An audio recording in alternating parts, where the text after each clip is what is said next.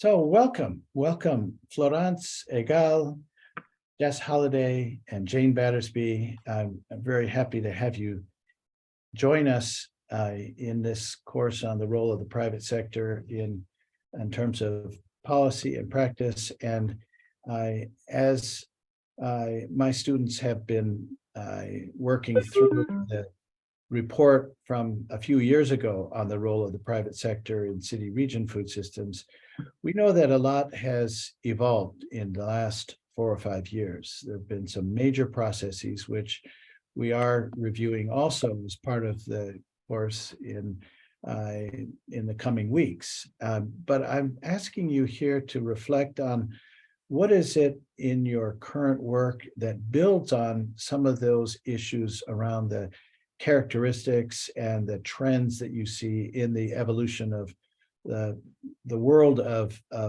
private actors at different scales in relation to changes in food governance that we see at urban and subnational as well as national levels.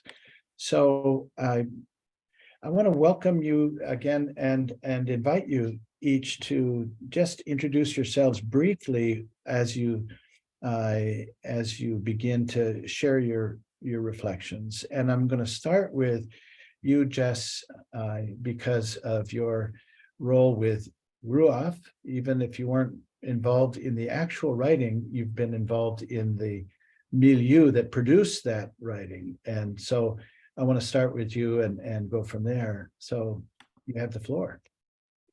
Great, thank you very much, Thomas, and thanks for the invitation to join this conversation. Yes, so as you explained, the report was actually produced before I joined VRUF in 2018, and it was produced from some of the case studies included in the report are from the first phase of the City Region Food System Programme, which is co-led by FAO and VRUF. And this programme has evolved quite significantly. The second phase of the programme, which is just coming to an end at the moment, has been more focused on resilience, building resilience of city region food systems, so conducting assessments of resilience and vulnerabilities, and then action planning to strengthen, to build resilience, particularly in the context of climate emergencies, but also obviously during the course of this second phase, we had to pivot to take in pandemics and other unexpected shocks and stresses as well. So we have developed with FAO a methodology, a kind of a module-based methodology for assessing city region food systems. Without the private sector, there would be no city region food systems, just to be clear. You know, without some form of private sector, obviously the private sector is huge, and so many different kinds of private entities within it. We've developed this methodology for assessing city region food systems and for action planning. What we're now doing is actually adapting that methodology because it's very flexible and very modular. As RUAF, we are looking at kind of what the next next lenses can be. So we're applying the methodology in lots of different contexts, and looking at how we can develop it to different and tailor it to different problems. So what we're currently doing actually is trying to apply it to the youth dimension. So I want to talk a little bit about why and how to support youth entrepreneurs and skill development. So just last week, actually, a new program led by EVOS, one of the RUAF partners, funded by the Botnar Foundation, was launched called the Urban Futures Programme. RUAF is very involved in this programme. Last year, we did a scoping study as part of the funding bid on youth attitudes to food systems in Indonesia, Zimbabwe, Zambia, Ecuador, and Colombia. So the particular cities that will be involved in this new program will be in these countries. They haven't yet been decided, they'll be intermediary cities. But in this scoping study, there was striking consensus on a number of points relating to young people's interest in and their role in city region food systems, or the food system in general. So the first point there was a lot of consensus was that really young people are just not interested in food and farming careers. Particularly farming is seen as really dirty, hard work, old-fashioned. People don't want to follow in their parents' footsteps and end up poor and worn out at the end of the day. So obviously this has implications for rural to urban migration, as young people seek careers in the cities, in mining, commerce, engineering, the service sector, leaving a diminishing pool of aging farmers, but also it can add to the problem of the urban poor, as more people moving to the cities may struggle to find work, ending up in informal settlements on the fringes of cities.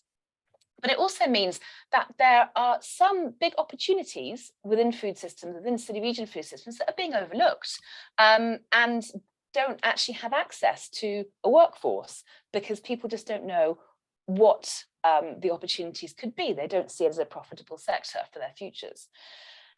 One of the reasons for this that we identified was that young people just don't know what work in different areas of the food sector could look like, because the food sector in many places is very closed. They don't open their doors and invite school classes to go and visit.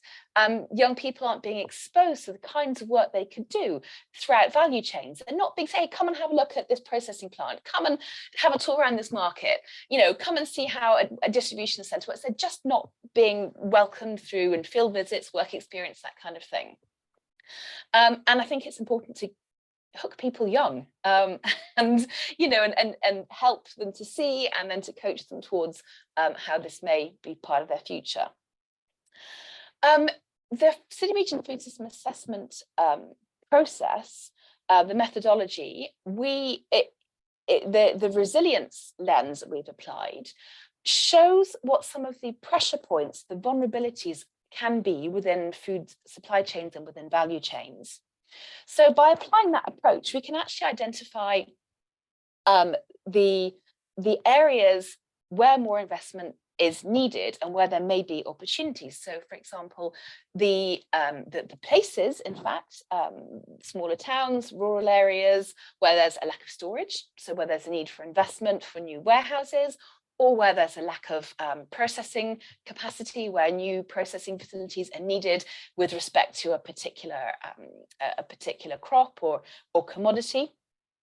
So actually finding the places where investment is needed and where new enterprises could be set up, where young people could be encouraged to set these up or could be employed.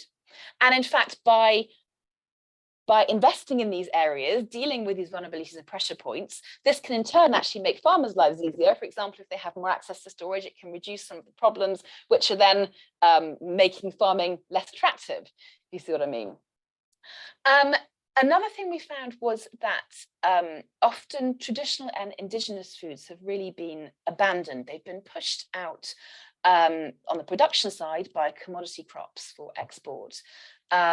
As farmers have received incentives and there's a stable market driven often by the national policy.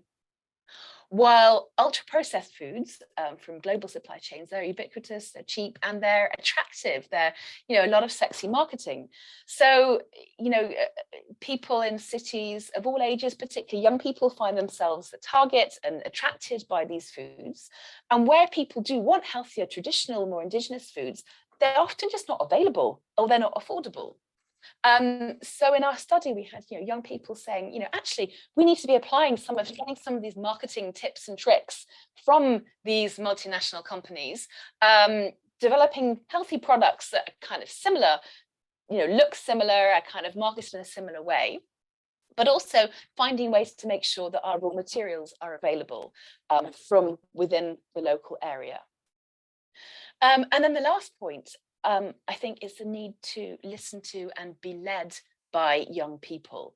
There was a feeling from across the interviewees in all the places that young people are often not welcomed or not encouraged or given enough of a voice in the traditional governance platforms around food systems. So they may be not given the opportunity to speak, even if they're invited into multi-stakeholder platforms or processes.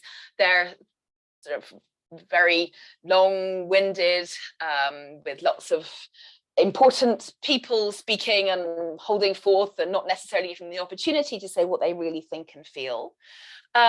Whereas in the kinds of more dynamic environments that young people are formulating their opinions and allegiances, coming up with ideas, it's quite difficult to get the formal and maybe the city officials to come and actually listen to them in that kind of environment. So a need to be building these bridges, if you like, between different governance styles.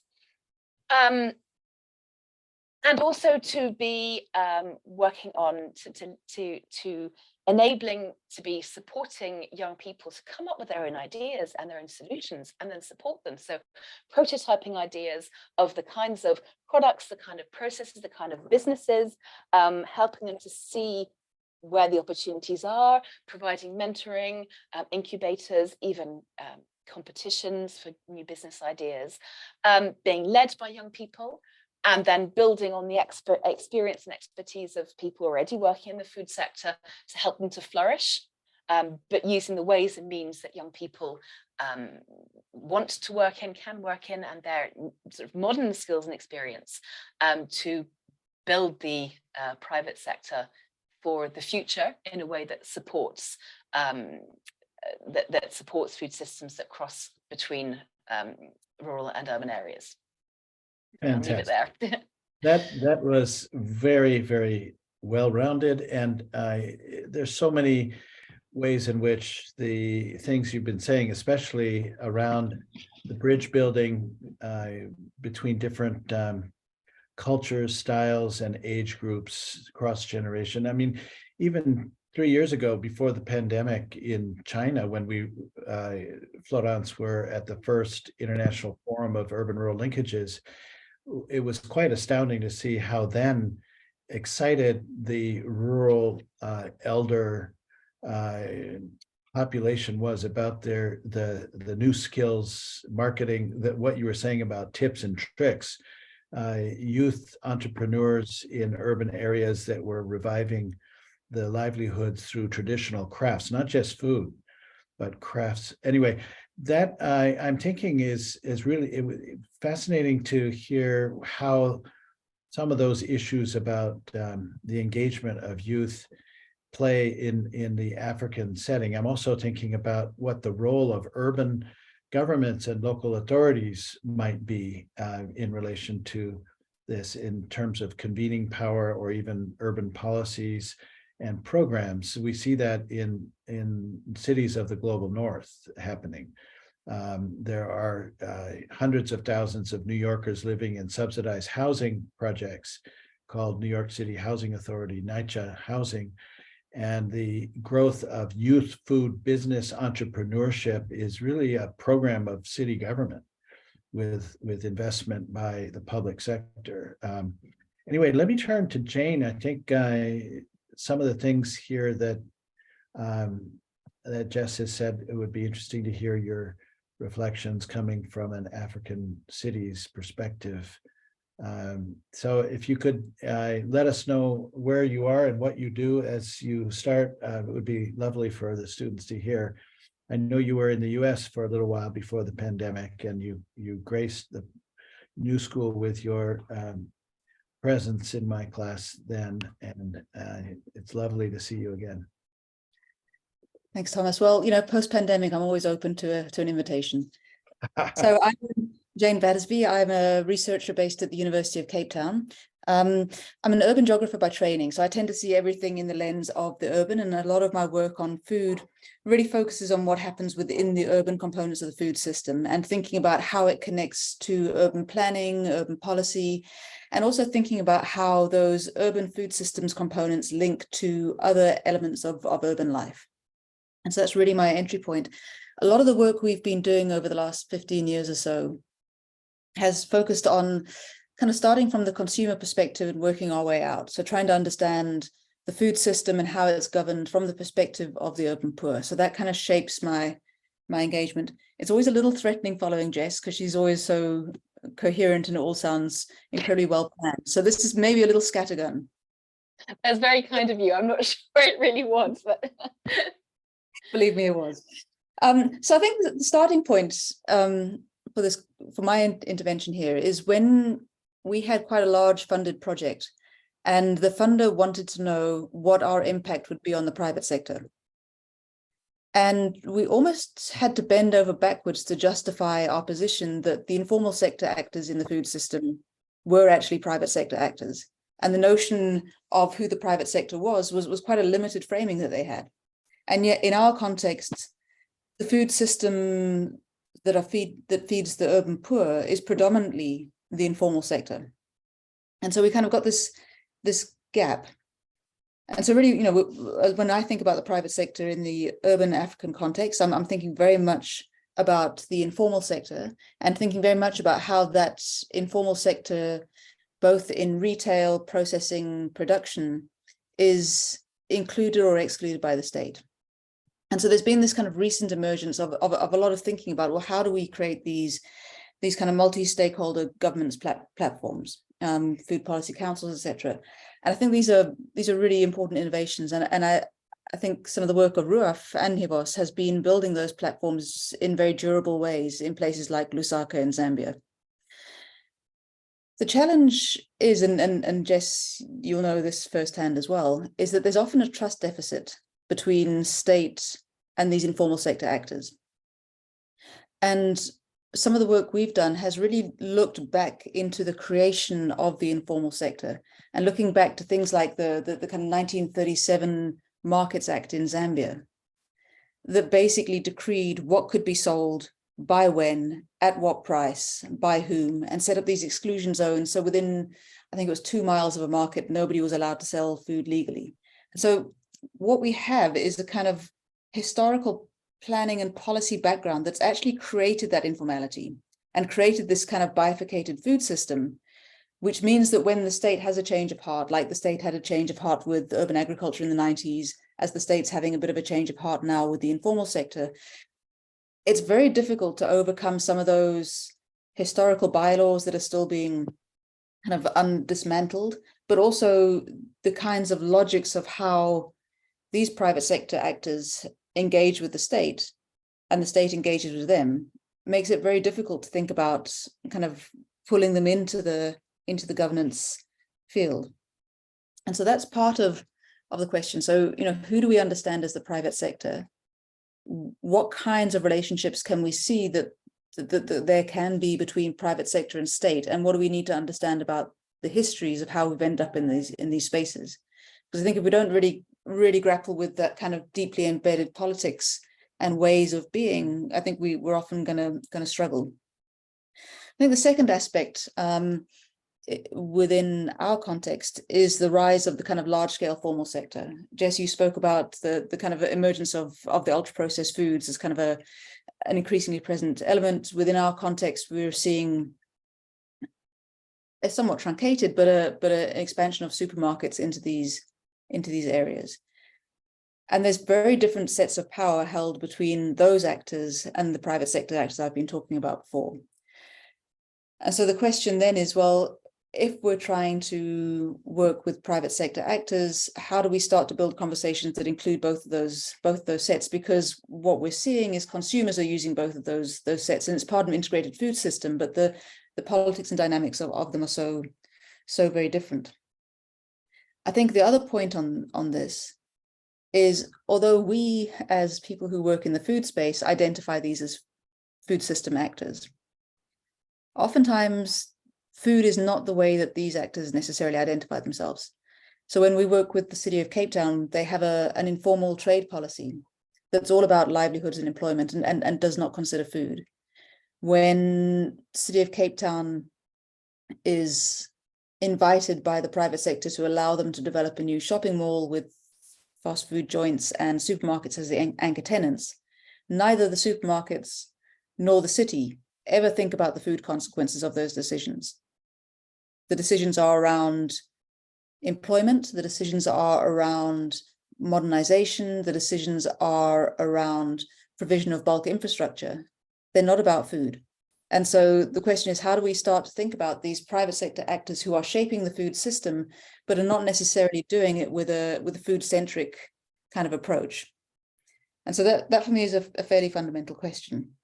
I think the final one is about these questions of relative power in the system and what kinds of, I suppose, development logics play out when these different actors have voice in the system. So when a shopping mall comes in and they get planning permission from a city, they have an expectation of certain kinds of infrastructure.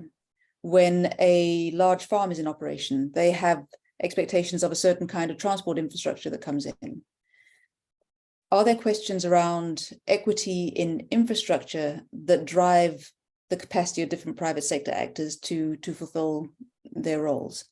You know, so within our context, we've seen a lot of investment in kind of these massive highways that connect different parts of the country, but very little investment in the small roads that connect town to their hinterlands. And so what is the kind of infrastructure investments that are being made and the kinds of capital that are shaping those infrastructure investments? What are they doing to the different capacities of the various private sector actors?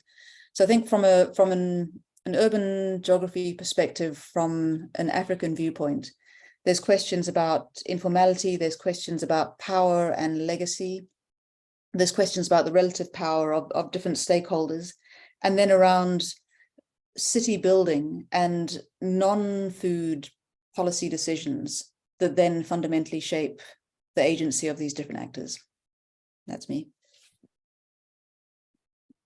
That was wonderful, absolutely wonderful. And I think that your mention of the term bifurcated food system between the informality and the more pronounced and state-blessed actors in development of different markets, different kinds of markets. I'm thinking about how that and the informality that supplies, and we learned this so visibly during COVID, so much of the safety net for populations. It's interesting because for years we've seen analysis and discourse of a two-tiered food system in a country as developed or industrialized as the US, and yet that what is an informal sector in African and other developing country situations is public sector supported food safety net, where you don't have the production, you don't have the markets, which is fascinating to think about. You've got a whole food system in informality in other countries, whereas in countries that have really, you're seeing a recovery of through the localizing efforts that have gone on for a few decades now, but still, it's not how the poor are fed in our country, at any rate, in the US. It's fed through these federal subsidized nutrition programs, which take up the bulk of subsidies. So there's a lot of bridge building of different characteristics, but the power issues you mentioned are also very symmetrical. Yeah. Anyway, let me invite Florence into this fascinating already two-set discussion for a third perspective. I don't want to take more time from you. So Florence, I know you have probably been thinking of how important some of these things are to build off of. Okay, well, I will reiterate what Jane said, but talking after Jane and Jess is increasingly difficult. I'll just try and add some maybe different things I've come across recently. My background is in household food security and nutrition. I moved from there in sustainable diets and therefore to urban-rural linkages, territorial approaches, and I was fairly involved in the preparation and now follow-up of the UN Food Systems Summit. So I'm interested in how can we transform the food system to have more sustainable diets, and that means what can be the role of the private sector in that. I live in Rome, so I'm following a series of debates in the Rome-based agencies, which sounds very remote from the field. But I'm always surprised when we are talking the private sector in food. We are talking of people producing food and whose job it is, and therefore you get a problem with conflict of interest. So when it's the private sector producing food, you see it as they're into profit and they have a conflict of interest. And if not, the state has to take over and therefore get into public procurement or things like that.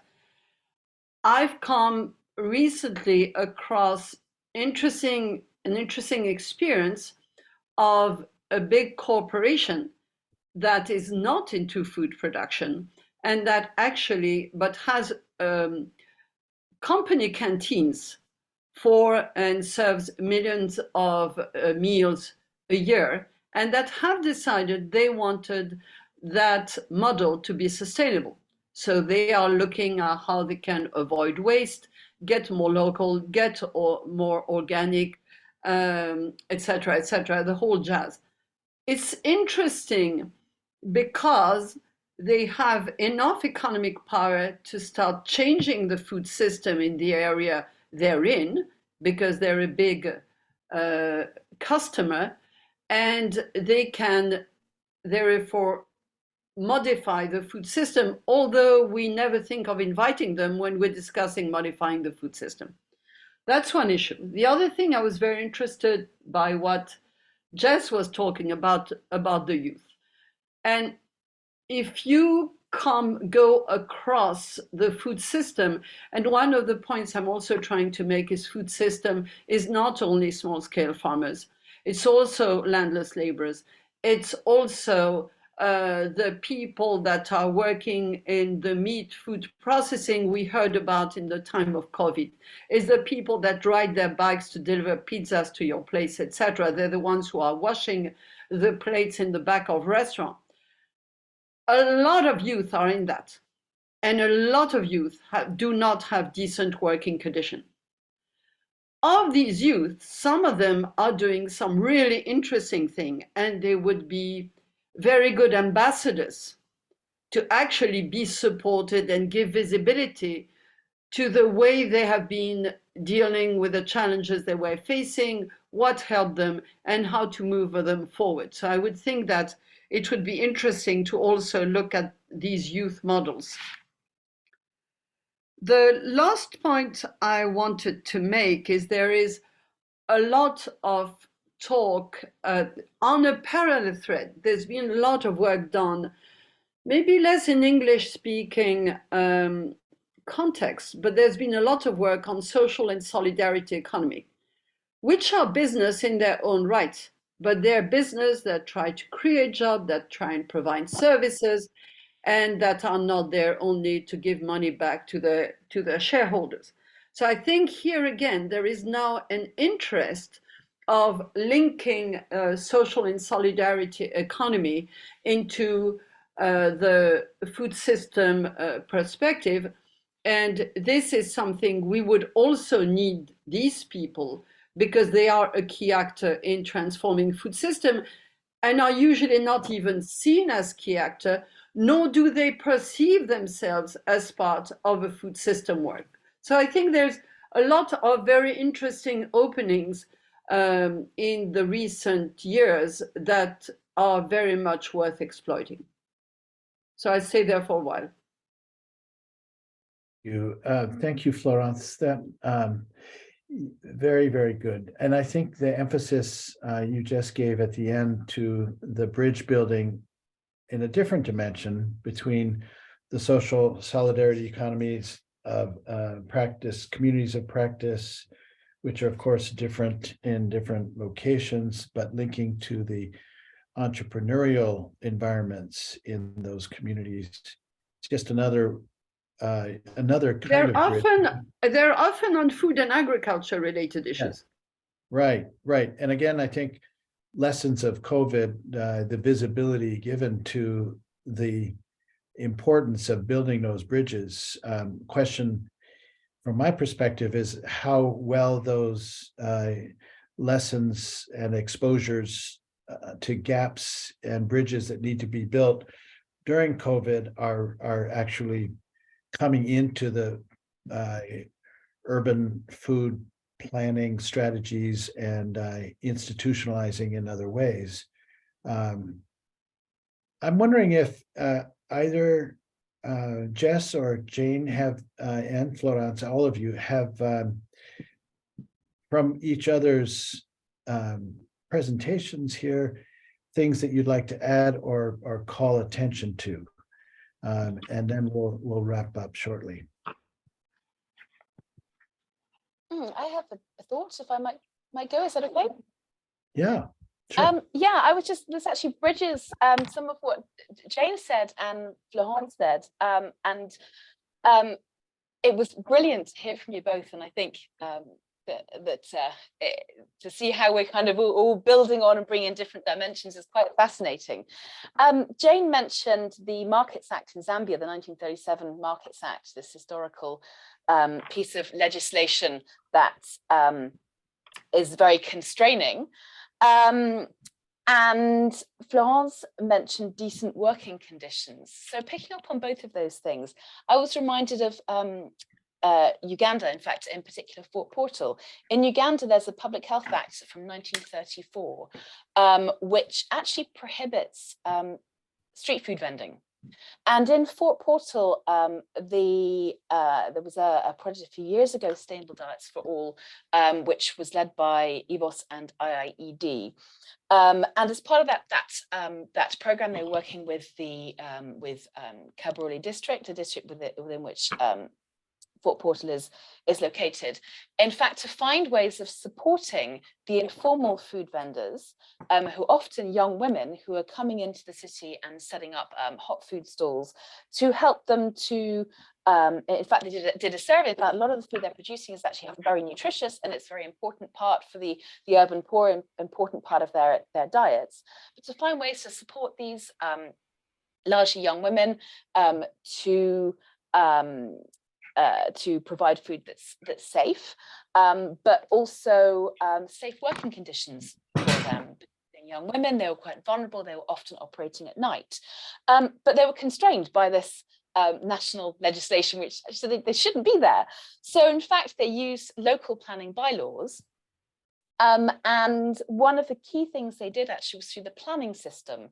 They've been able to help make the conditions for these women safer by putting in street lighting in areas that they know are that these vendors tend to gather, by putting in water points, by that sort of thing. So actually making them a little bit less vulnerable to some of the bad things that may happen at night, and then also building this trust again, working with the city to create spaces for dialogue, forming an association, getting the agreement of the city authorities that actually the vendors who are part of this association can sell. They have a kind of a code of conduct and sanitation conditions. So I think it's a case study that picks up on several of the things that we've been talking about: the constraining legislation from the national level that's often outmoded, the need for decent working conditions, and also this need for spaces for trust building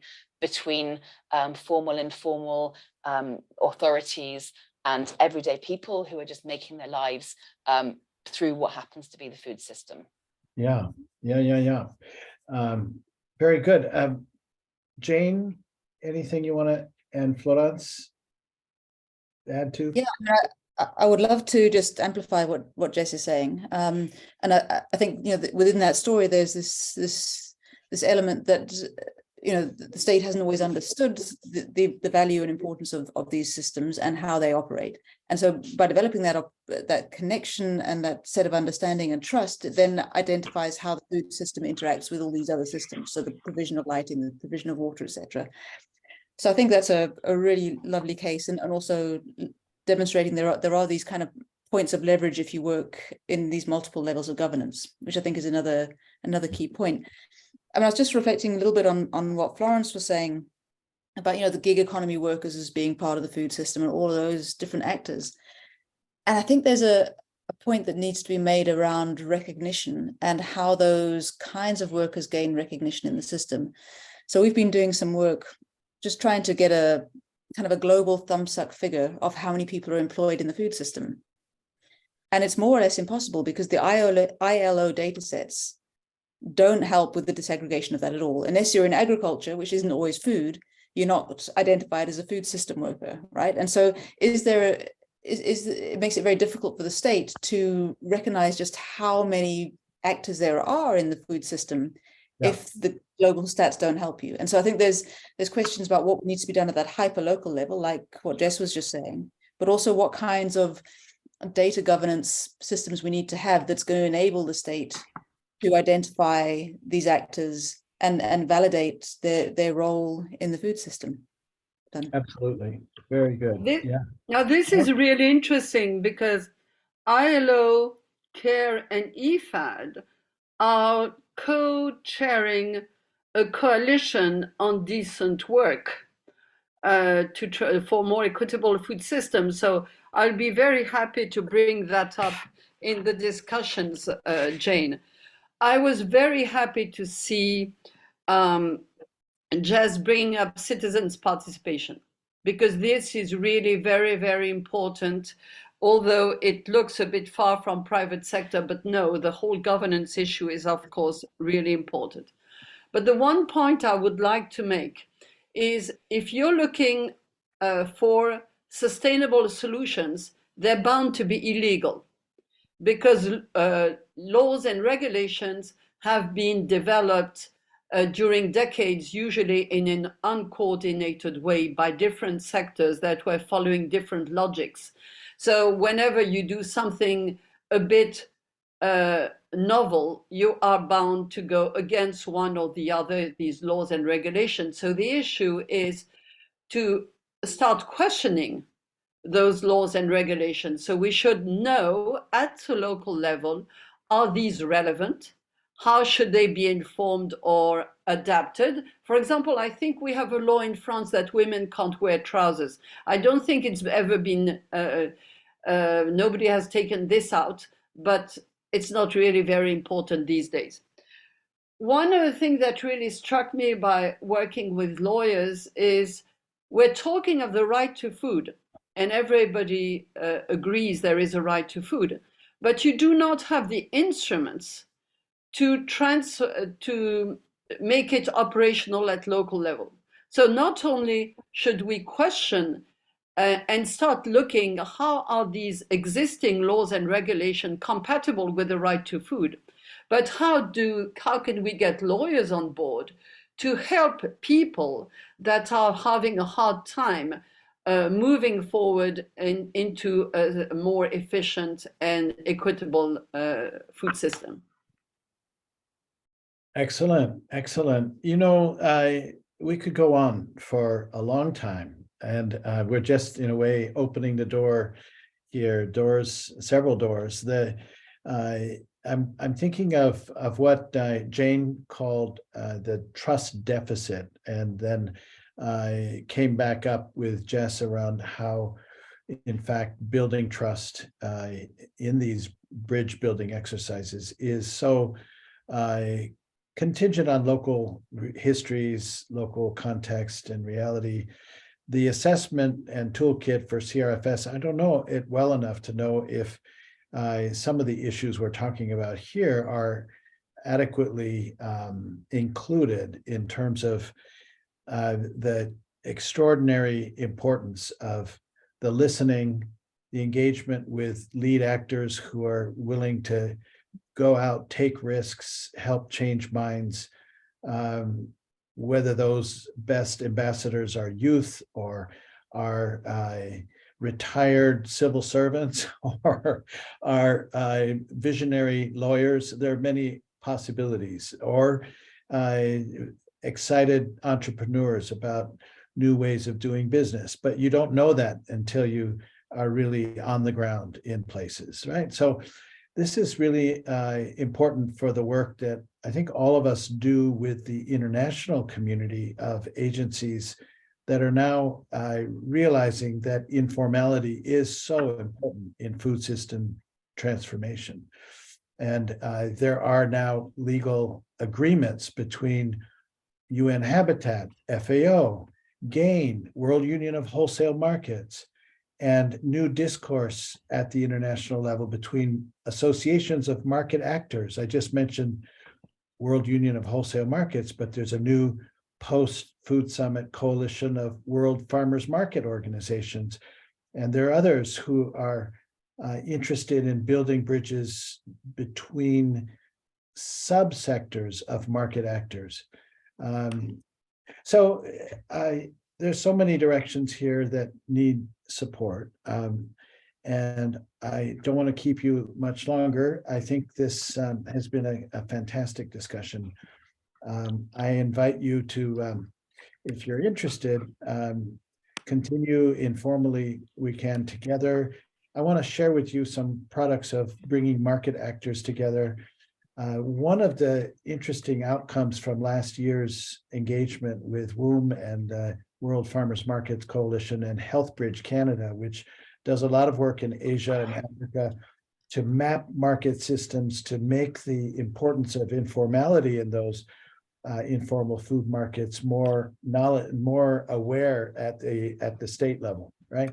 And the potential power of a neutral body coming in internationally. Of course, it can be the opposite too. But HealthBridge was one of those actors that helped build the bridges between illegal market actors in the informal sector. And this was in Vietnam and Hanoi, and also in Tanzania. They worked using market systems mapping, thinking of urban geography, Jane, to really visualize for policymakers how widespread and important those market systems are. And looking at an integrated approach to market systems as we see systems approaches to food take root, the interest in market systems is now, I think, beginning to mature. Not everybody's talking to each other who needs to. That's always the problem. But I'm happy to share one outcome that's published by UN Habitat on strengthening urban-rural linkages through markets, fresh food markets. I'm not sure I know Florence knows about this, but I don't know if Jane and Jess, you're aware of it, so I'll share that after. But anyway, I want to thank you all for an absolutely wonderful conversation. And it's gone along a little longer than expected, but I think the richness of the conversation makes up for the extra length of time, I hope.